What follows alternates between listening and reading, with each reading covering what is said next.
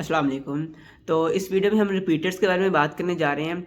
तो रिपीटर्स का जो मोस्ट फ्रीक्वेंटली आस्क्ड क्वेश्चंस थे उसमें जो सबसे टॉप लिस्ट पे था वो ये था कि हाउ टू स्टे मोटिवेटेड या फिर कंसिस्टेंट किस तरह रहें। तो इसी क्वेश्चन से स्टार्ट करते हैं।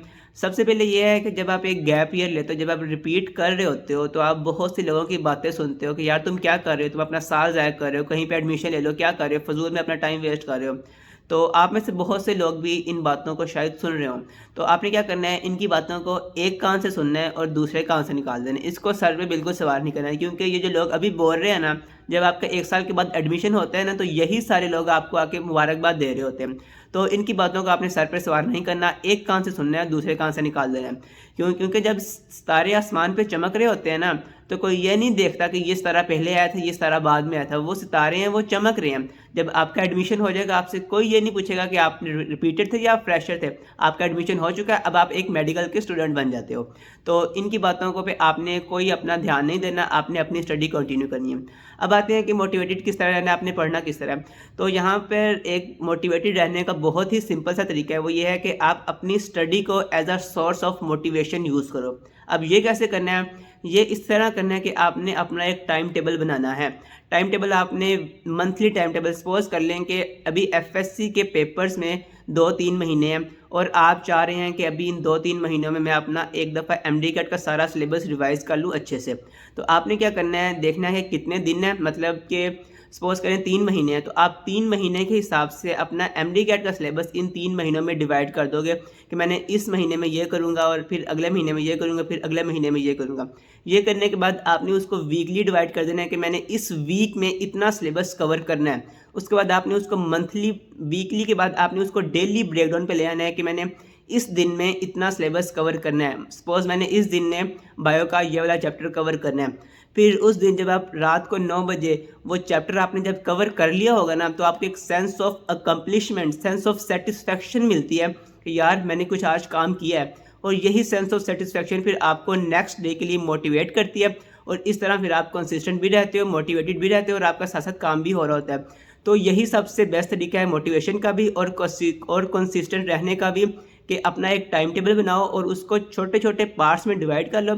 ज जब आप एक पार्ट को कंप्लीट करते हो ना, तो as a source of motivation आपके लिए वो एक्ट करता है और आप फिर नेक्स्ट पार्ट को स्टार्ट करने में आपके लिए हेल्पफुल होता है।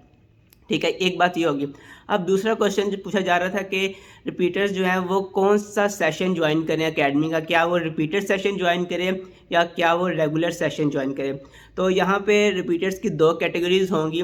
एक तो वो होंगे जो सिर्फ़ एमडी कैट रिपीट कर रहे हैं और एक वो होंगे जो साथ एफएससी भी इम्प्रूव कर रहे हैं।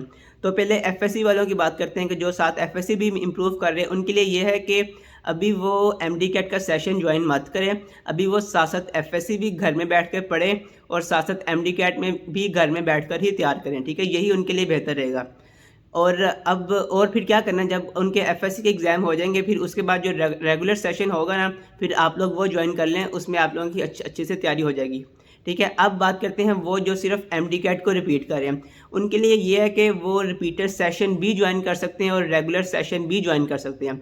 अब बात ये है कि अगर आपके पास चॉइस हो कि आपने दोनों में से कोई एक जॉइन करना है, तब आप सिर्फ़ रेगुलर सेशन जॉइन करें। लेकिन अगर आपके घर के हालात, माली हालात अच्छे हैं और आप दोनों सेशंस अफ़ोर्ड कर सकते हैं, तो फिर आप दोनों सेशंस ही जॉइन करें। लेकिन अगर आपने एक सेशन जॉइन करना है, तब आप रेगुलर सेशन ही जॉइन करें।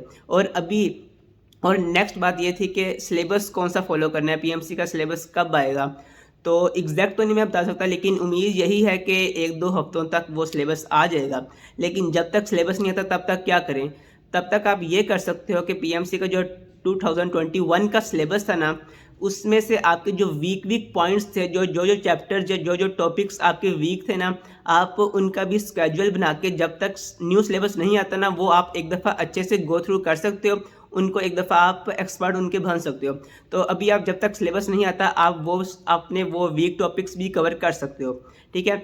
इसके अलावा एक क्वेश्चन ये था कि रिपीटर्स जो हैं वो डिफरेंट यूनिवर्सिटीज़ के टेस्ट दें या ना दें? जैसे कि नम्स का टेस्ट होता है वो दें, और इसके अलावा AKU आगा खान यूनिवर्सिटी का टेस्ट होता है, वो देना चाहिए या नहीं देना चाहिए?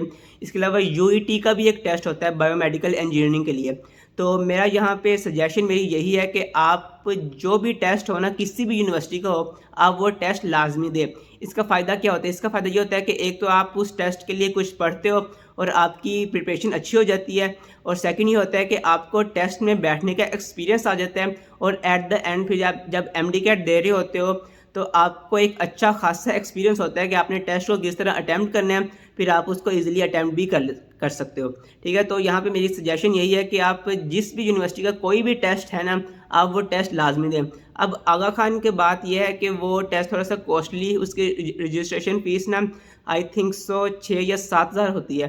तो वो तो जो अफोर्ड कर सकते हैं वो दें, जो अफोर्ड नहीं कर सकते तो वो रहने दें वो। ठीक है, लेकिन जो यूईटी का टेस्ट है उसकी फ़ीस मेरे ख्याल है 1000 या 1500 है, तो वो आप लाजमी दें। वो यूईटी का भी अच्छा टेस्ट होता है, और बायोमेडिकल की जो फील्ड है वो एज अ सेकंड ऑप्शन भी आप रख सकते हो, वो भी एक अच्छी फील्ड है बायोमेडिकल इंजीनियरिंग की। ठीक हो गया। इसके अलावा ये था कि बुक्स कौन सी पढ़नी चाहिए। तो बुक्स, ये पहली बात, आपने अपने प्रोविंस की बुक्स 100% करनी ही करनी है। ठीक है, जब आप अपने प्रोविंस की बुक्स कर लें तब आप फिर फेडरल की बुक्स करें 100%। अभी आपके पास काफ़ी टाइम है, आपके पास तकरीबन 6 महीने तो होंगे, एटलीस्ट 5 या 6 महीने तो होंगे। तो आप इन मंथ्स में अपने प्रोविंस की बुक्स भी अच्छी तरह मास्टर कर सकते हो, और साथ फेडरल की बुक्स भी अच्छी तरह मास्टर कर सकते हो। तो यही है कि आप लोग दोनों बुक्स पढ़ें, क्योंकि जो पीएमसी का इस साल टेस्ट हुआ है 2021 में, तो उसमें काफ़ी कुछ आउट ऑफ सिलेबस भी क्वेश्चंस थे। अच्छा, यहाँ पर एक बात यह है कि स्टूडेंट्स अब घबरा रहे हैं कि 2022 में जो पीएमसी का जो टेस्ट होगा उसमें ऐसा तो नहीं होगा कि आउट ऑफ बुक या आउट ऑफ सिलेबस क्वेश्चंस आएंगे। तो इसकी श्योरिटी तो कोई भी नहीं आपको दे सकता, लेकिन एक बात की गारंटी मैं आपको दे सकता हूँ कि 210 में से कम 180 या 190 क्वेश्चंस वो होंगे जो आपके अपने सिलेबस से होंगे। तो आपके वो 180 या 190 नंबर, 180 या 190 एमसीक्यूज गलत नहीं होने चाहिए। बाकी जो 20 या 30 एमसीक्यूज हैं वो आप अगर तुक्के भी मारो ना, उसमें से आपके आधे ठीक हो जाएंगे। ठीक है, तो बाकी जो 180 या 190 जो आपके अपने सिलेबस के हैं ना, आपने सिर्फ उनकी तैयारी करनी है, और उसकी तैयारी करने के लिए अभी आपके पास 5 या 6 महीने हैं। तो आपने उसकी बहुत अच्छी तरह तैयारी करनी, वो आपके गलत नहीं होने चाहिए।